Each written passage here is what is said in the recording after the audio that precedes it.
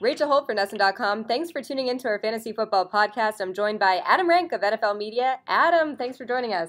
Oh, it is my pleasure. It's nervous time all around the world. A lot of people ask me these questions, and I'm sorry, I'm just jumping into this, Rachel. I apologize. But it's so funny because people ask me, they're like, hey, do you get less questions? You're like, no, I get more. Because you get more follow-ups because my friends who have really gone, who've made it this far in their fantasy playoffs don't want to make any decisions. So they're like, who do I start at quarterback? Okay, what about my flex? What about defense? What about everybody's overanalyzing this kind of thing. You know what I'm saying? So it's a stressful week for everybody out there, but it's also a great week because it's our fantasy Super Bowl time. Here we go. Yeah, they just want to be able to blame you instead of themselves if they lose because there's a lot on the line for a lot of people. I know I paid $50 to get in one league, and there's $50 out the window. I'm a little upset about that. It doesn't sound like a lot of money. Are you in any championship games? I am out in all of my fantasy football leagues. I lost in 2 playoffs last week. And the good news was I was playing 2 teams where everything just clicked for them, and I didn't stand a chance, so I wasn't too mad about that. I'm also playing for 5th place in a Yahoo Sports League, which I don't know why playing for 5th place is a thing, but I am still competing as hard as I can in that league. Overall, I'm feeling like a big loser, though. How are you doing in your leagues? I hope better. Well, there was a massive bloodletting last week because as a lot of people know who've either seen me on TV, listened to the podcast here, read me or whatever, I'm a huge Antonio Brown truther. Yes. And so he's on the majority of my teams. So last week wasn't that great for him.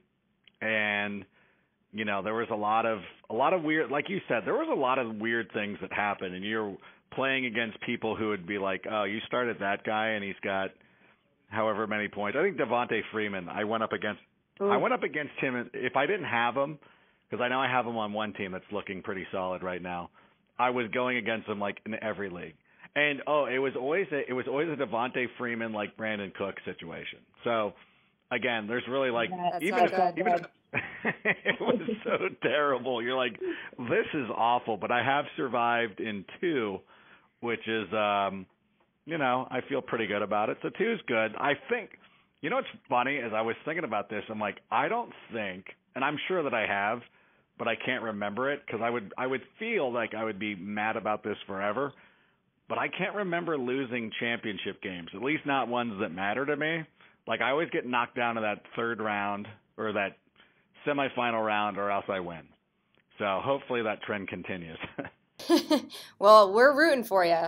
You're our guy in this, so we're rooting for you. And if people are listening to this podcast, I would assume that means they're in the championship. So a big congratulations to everyone listening.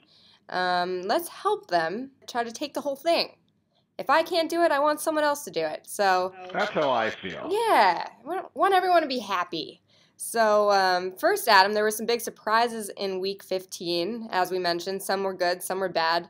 I wouldn't necessarily call Tom Brady a huge surprise because we knew he probably wasn't going to have a huge day against the Denver Broncos defense, but he was held to under 200 passing yards, so if you started him, you might be blaming him for a low point total.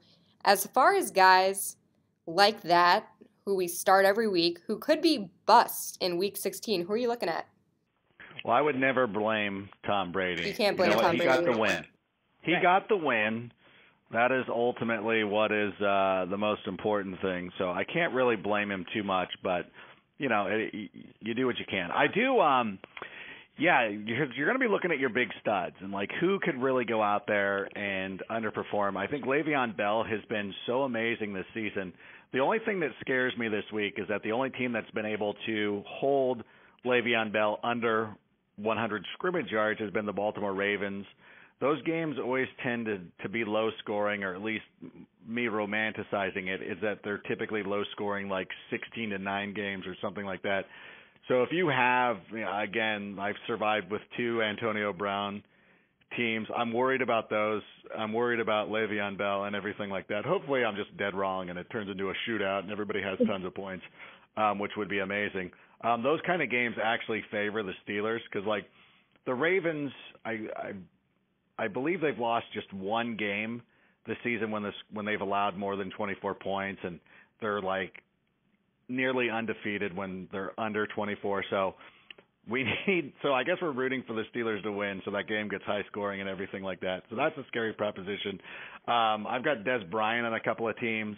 He's kind of worrying me a little bit. The Lions are better on defense than people are giving them credit for, or giving them credit for, I should say. Their defense really allows a lot of intermediate underneath stuff, which means it could be good games for like Cole Beasley and Jason Witten and players like that.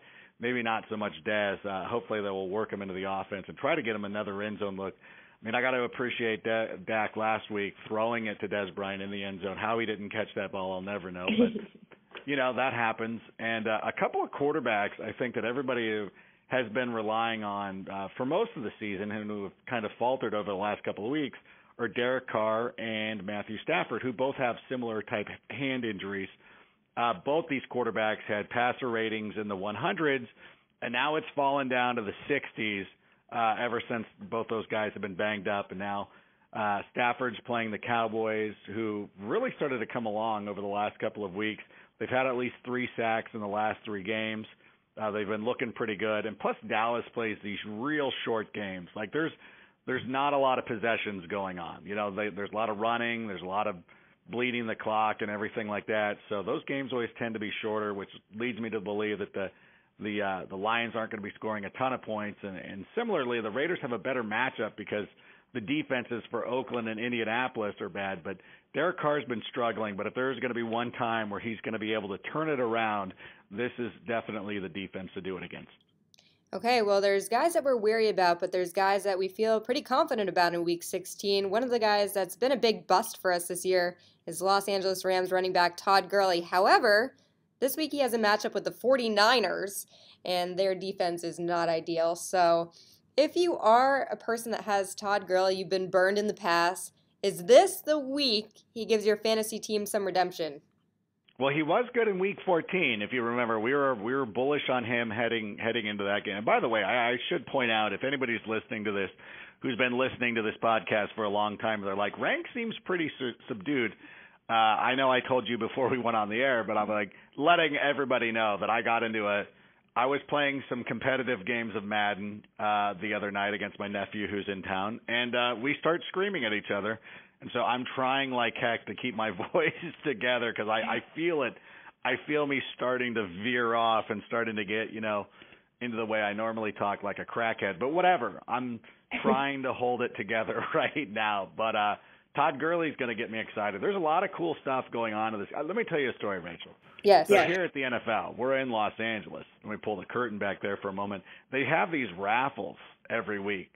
To go, like, when the Rams are home, that you could possibly win a couple of tickets to go see the game. It's a pretty nice perk. Well, that's awesome. I'm assuming they have it for our New York office, too, which I guess would be every week because the Jets or the Giants are going to be playing every week. But that seems more like a punishment, but whatever. So we put in, and my boss, one of my, 12 bosses, is a 49ers fan. So I put in for the tickets. I'm like, hey, if I'll win, I'll take you or whatever. And so neither one of us won, but now we're thinking about going to the game because it's really a cool atmosphere out here in LA because it's raining. The Rams are going to be wearing their throwback uniforms, which is the way the Lord intended. And they're going against the 49ers, like a team that I've hated my whole life, no matter what. So it seems cool. It's going to be a great matchup because the 49ers don't play great defense, and it's raining, and it's all sorts of stuff going on. It could be a real muddy mess, which I hope would favor the running game. So I love Todd Gurley in this game. It's going to be one of those things, too. It's Todd Gurley's going to go out there and have an amazing game, and everybody's going to forget, all the bad things and just be like, hey, Todd Gurley, that worked out. It ended up paying off. So I'm excited for this game. I think it's going to be really cool. Still on the fence whether – I didn't win the raffle. I didn't get in that lottery. I didn't win, but – I'm still thinking about it because you could probably go on StubHub and buy a ticket for $5. So I'm excited. I think this is the play of the week. I think I'm really anticipating it. Plus too, it's so funny, and I know we could probably talk about this later about looking into 2017. But in case anybody wants to, everybody's talking about well, nobody will ever draft him again. I'm like, bruh, he's gonna be with a different offensive coordinator next year. This could be an entirely different team altogether. So I'm excited for the prospects of his future, but most importantly, I'm excited for him in championship week. Well, you're the only person I know who would want to go to a game, and one of the reasons that you list is it's going to be raining. That's a perk to going to the game. It's going to look cool. Us personally, New England. Cool, because so many times you go to the Coliseum, it's 104, and you're just out there baking because there's no shade anywhere. Super old stadium. Well, you guys, it's California problems. Hey, your baseball team has a historic stadium, so you know that there's some coolness to something like, hey, you know what, I might have to be sitting in this obstructed view, but I'm at Fenway Park and it's an amazing place, so I can deal with it. I think the Coliseum, to me, while not on that level, but you're still like, yeah, they hosted a couple of Olympics here. Like, that's pretty cool. So you kind of put up with it. And when it's raining, it adds a little atmosphere, so I think it's all right. I mean, it's one of those things like I'll do it once. Like, if it was every week, absolutely not. But, like, once to tell the story, and my voice will probably sound super awesome after that, so why not do it? Can't even handle a game of Madden with a nephew? I don't know how you're going to do in this game. It was a best of 3, and it got a little contested. Well, I think I know who lost. It's probably the person that was screaming the most and lost their voice. So they're Figuring that I'm not bragging about winning. I noted that. I well noted at this point. Adam, are there any guys like Gurley who may be worth a look in Week 16, maybe guys that we were wary of earlier this season? Well, it's all about just going out and finding the matchups and obviously what you want to do each and every week. But I think a lot of people just get overly concerned during championship week about, like, do I really want to play this guy? And it's like, look, are you willing to lose in Week 9 and it doesn't matter? Or do you just always want to play the best guys? It's just one of those funny things that a lot of people don't want to get.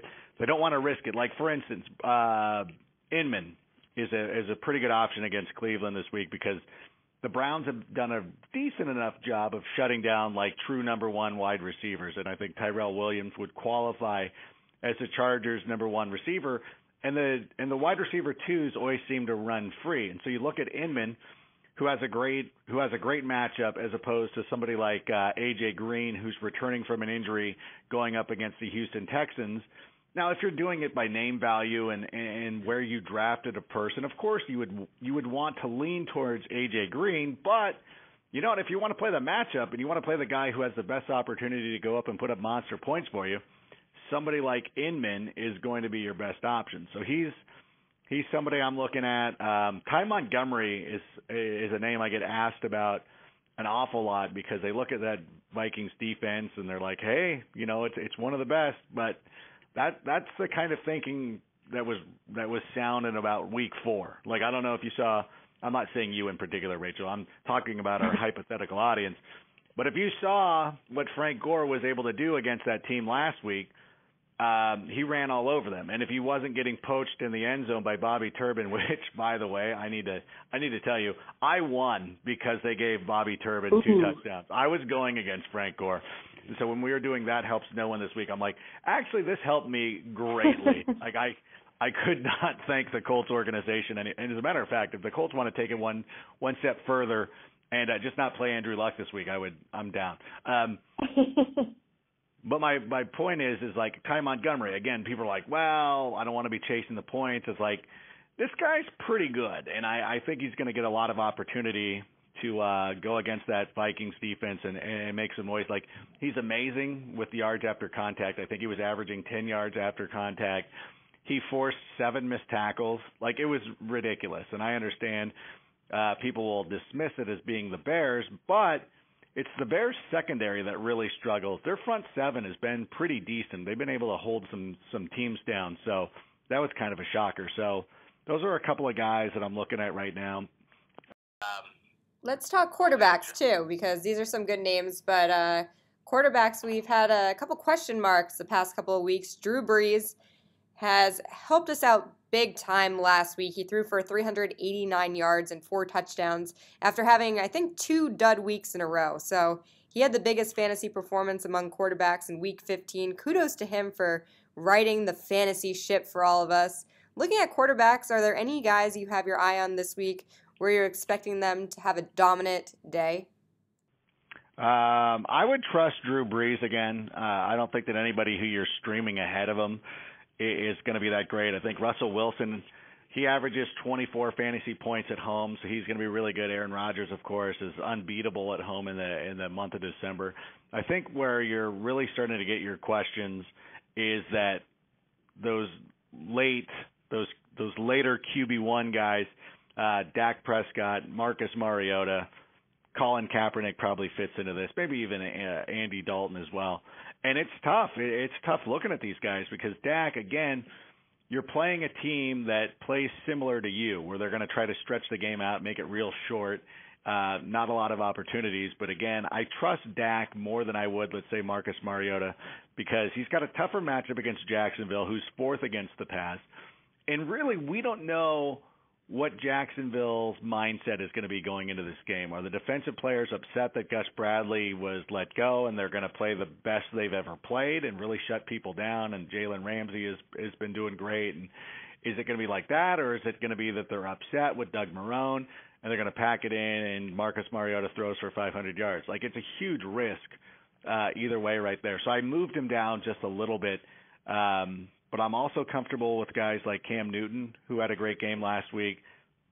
Good matchup against the Falcons. I really like the way the Panthers are playing right now. If they would have just kind of had this effort perhaps the whole season, then maybe things would have been different. But that's a tough one. Matt Barkley is an interesting, streaming option. And again, I know a lot of people look at it and they're like, it's my championship, it's Matt Barkley. But if Matt Barkley is the best player on your team or your best option at quarterback, and again, without seeing somebody's entire roster, it's hard to make a definitive stand of you must start him. But if it says to play him, then play him. Don't worry about the name or anything like that. It's not like you're committed to him for the rest of your fantasy career. Just play him if that's what it says, because Washington's on the road and they've given up a lot of points through the air, and you can really move the ball on that team.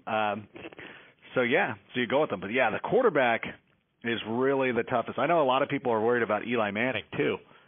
And this matchup it's so funny, this matchup against the Eagles, because part of me looks at it, and I think everybody's so overwhelmingly on the Giants, you're going to be like, watch the Eagles come out and win this one. It just would make perfect sense the way this season has gone. So some tough questions. A lot of tough questions. I'm looking at the worst part of it is trying to find the streaming quarterbacks this week, because last week Matt Moore was a pretty good option, but now he's got to go on the road to Buffalo. Don't feel really good about that. Tom Savage is playing Cincinnati again, a team that, kind of out of it, so we don't know what kind of effort they're going to put out there, but it's Tom Savage. He's Tom Savage. He's just he's a middling quarterback who we haven't really seen much of. Is he going to go and do the Case Keenum from a couple of years ago and play really well, or is he just going to be Tom Savage and Lamar Miller scores 4 touchdowns? So it's tough. I understand where people are coming from. Well, it sounds like you people left in the fantasy championship have some questions coming at you, which I feel good about. I feel good that I'm sitting on the sidelines, able to kick back this weekend, just enjoy, not beat myself up over anything. But all on this topic, I get to reflect on the fantasy football season because mine's done, except for that league I'm playing for 5th place. Like I said, I don't know why. I love that you're doing it. I'm trying. There were some big surprises this year. Just thinking about my teams, I thought Des Bryant was going to do a lot better. Melvin Gordon shined for me. Jay Ajayi was great. Russell Wilson, Cam Newton, I had on a couple teams, didn't do anything for me most of the time. As far as big surprises go this season, what was the biggest one or one of the biggest ones for you?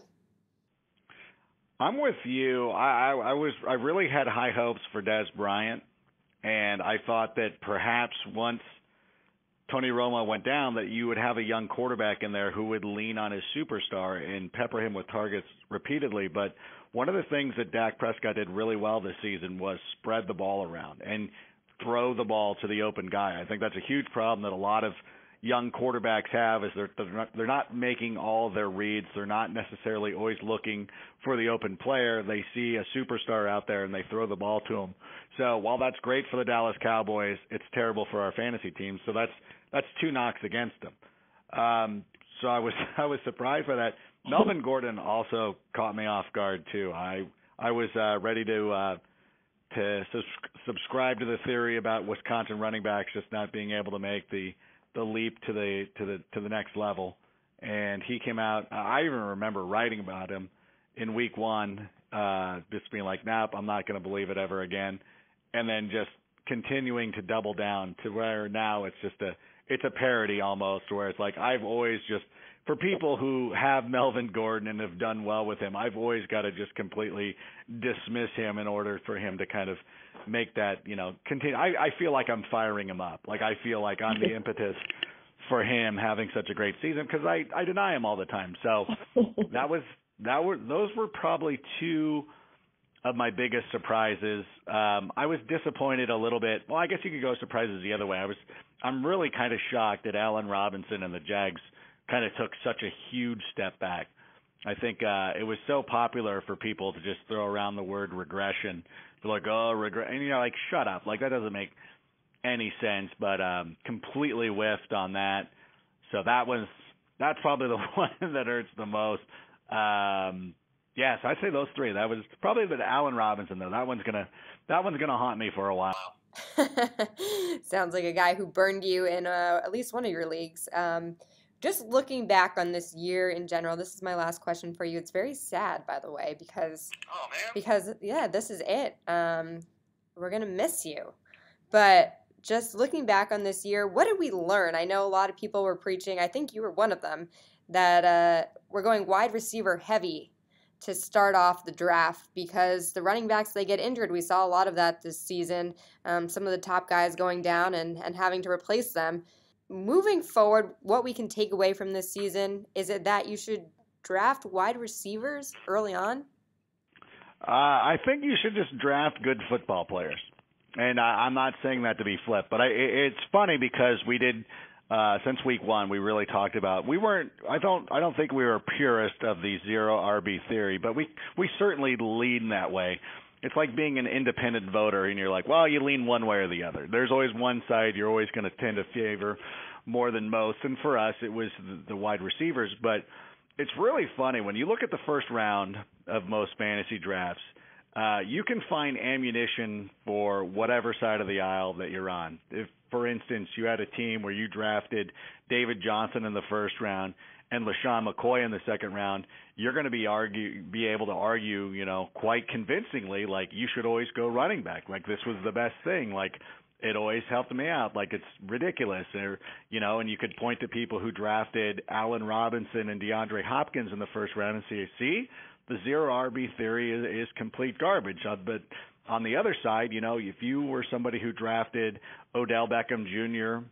in the first round and you took Mike Evans in the second round or Jordy Nelson in the third or something like that, you'd be like, see, this is why you never draft a running back early, especially if you ended up with DeMarco Murray, LeGarrette Blount, Spencer Ware, although he faded a little bit over the last couple of Jordan Howard. You can make the case for either side. That ultimately both of these theories failed and succeeded. And I think next season, when you go into your fantasy drafts, you just got to kind of do your due diligence and just, for me, I try not to have a concrete strategy. I like to be more like the amoeba. If I'm sitting in the 8-hole and 7 receivers go off the board, well, then, I'll take the best running back available, and vice versa. If 8 running backs go off the board and I'm sitting there and Antonio Brown or Odell Beckham Jr. is there, then okay, I'm gonna dive in on this. So I think the ability to be flexible and just let the draft come to you. And also, this is always going to be important too, because the 2 leagues that I'm doing that I've survived in have not weird scoring rules, but they're not standard scoring rules. Like one league has quarterback touchdowns at 6 points, and it really hurts me to have guys like Dak and Mariota, and not somebody like Matt Ryan, for instance. And in another one, it's a PPR league, and you just got to know those crazy. Like even that other league is actually crazy with the scoring as well. So, you got to let it come to you and just adjust, and hopefully hopefully next year we'll get a couple more breaks. But ultimately, what we want to do, which is always going to be the most important thing, is identifying those late round players. Because for every Jordan Howard and Spencer Ware that we were able to unearth, we did end up with a Marvin Jones who faded down the stretch, or somebody else who was, who just wasn't as good. So, we'll just get back at it. Trust the process. I think that's going to be the name of my podcast. Trust the process. I like that. A pathetic person in my situation just has next year to look forward to at this point. So, noted. And watch out for me next year. I'm going to be coming in hot, ready to avenge my losses. I'm already shaking in my boots. Actually, you know what? Can I share with you a team? Yes. I know nobody cares about my fantasy teams. I have a keeper team.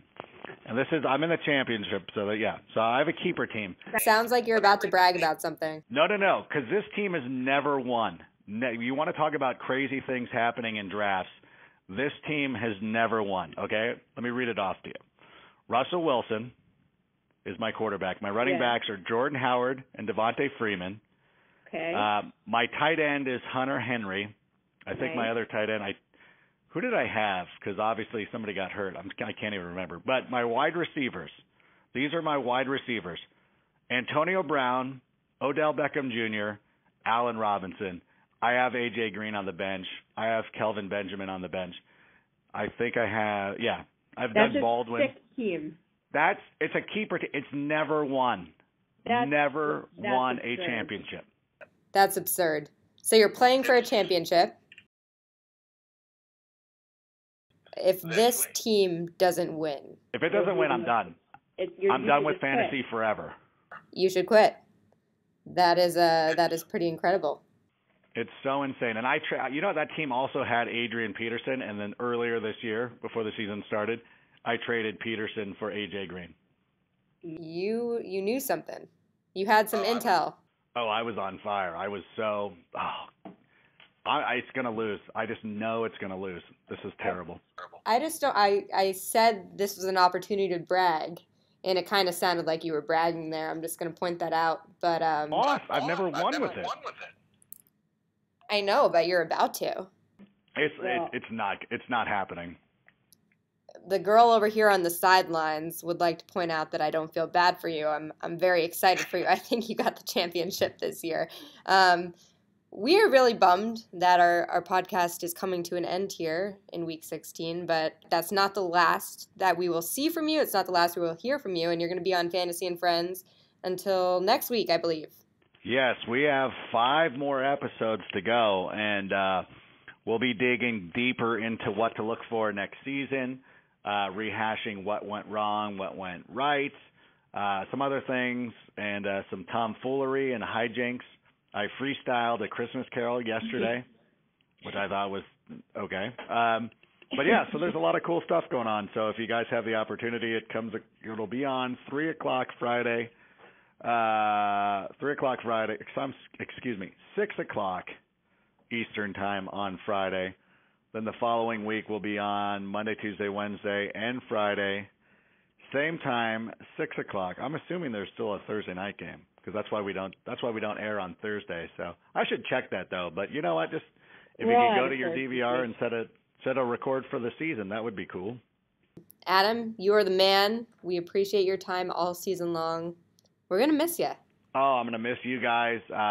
Seriously, one of the highlights, if not the highlight of my week, was doing this, and I appreciate the opportunity. Sounds like it wasn't the Madden game.